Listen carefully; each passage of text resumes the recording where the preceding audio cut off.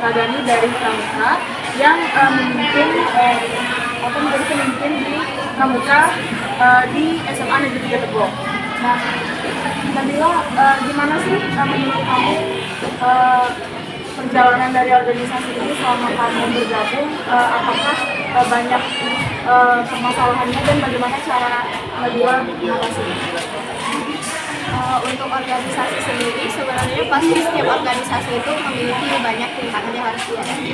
Nah, berhubungan dengan dinamika sosial, pastinya kelompok sosial itu mempunyai tahap-tahapan perkembangan kelompok sosial, misalnya konflik, stalking, dan lain-lain sebagainya. Nah, salah satunya organisasi pramuka ini pasti tentu juga punya terkadang konflik permasalahan. Nah, di sini tapi selama saya bergabung di organisasi pramuka, sepertinya cukup banyak masalah, namun ya bisa diatasi dengan baik. Ya caranya salah satunya adalah dengan berkomunikasi dengan baik, menjalin jaringan sosial dengan baik, lalu juga mengubah kalau misalkan ada yang kurang sesuai itu kita bisa mengubah peraturan yang ada di organisasi. Jadi komunikasi itu sangat penting ya dalam suatu kelompok sosial. Nah, kalau misalnya terjadi kesalahpahaman itu bagaimana caranya untuk supaya bisa meluruskan? Sama seperti tadi ya, kalau misalkan ada kesalahpahaman itu tentunya kita juga harus mengkomunikasikan. Nah, saya sendiri sebagai Radani, saya itu tidak memimpin dengan cara otoriter, namun saya bersifat demokratis, sehingga ketika ada kesalahpahaman atau keperluan lainnya, saya tentu menanyakan pendapat dari setiap anggota pramuka saya. Nah, jadi saya tidak ingin saya hanya memberikan pendapat saya sendiri, mereka harus seperti ini, tidak. Tetapi karena kita adalah pramuka, karena kita juga tergabung dalam satu organisasi, tentunya kita saling berbagi pendapat supaya bisa meluruskan satu sama lain. Baik, itu tadi wawancara kami dengan pertanyaan terakhir. Menurut Nabila kan organisasi pramuka ini kan awalnya tidak saling kenal.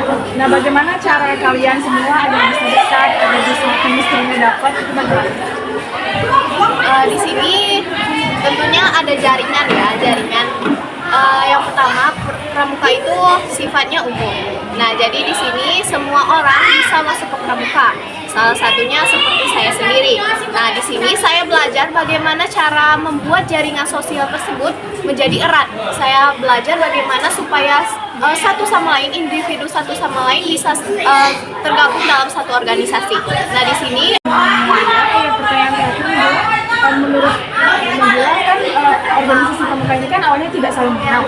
Nah, bagaimana cara kalian semua agar bisa dekat, agar bisa chemistry-nya dapat, itu bagaimana? Di sini tentunya ada jaringan ya, jaringan. Yang pertama, pramuka itu sifatnya umum. Nah, jadi di sini semua orang bisa masuk ke pramuka. Salah satunya seperti saya sendiri. Nah, di sini saya belajar bagaimana cara membuat jaringan sosial tersebut menjadi erat. Saya belajar bagaimana supaya satu sama lain, individu satu sama lain bisa tergabung dalam satu organisasi. Nah, di sini artinya kekompakan dan jaringan itu sangat diperlukan, sehingga siapapun yang masuk ke organisasi pramuka itu harus dekat, dan ini juga dilandaskan dengan peraturan yang ada di pramuka sejak dulu, yaitu Dasar Dharma dan Trisatya. Artinya setiap anggota pramuka itu harus menaati peraturan Dasar Dharma dan Trisatya. Baik, terima kasih banyak Nabila atas kesempatan dan waktunya tadi. Kemudian itulah teman-teman wawancara kita dengan Radani organisasi pramuka suatu kelompok sosial di SMA Negeri 3 Tebong. Saya Nuratul Gazia dan rekan saya Tommy Safira ingin mengucapkan terima kasih, dan jika ada kesalahan kami mohon maaf. Wassalamualaikum warahmatullahi wabarakatuh.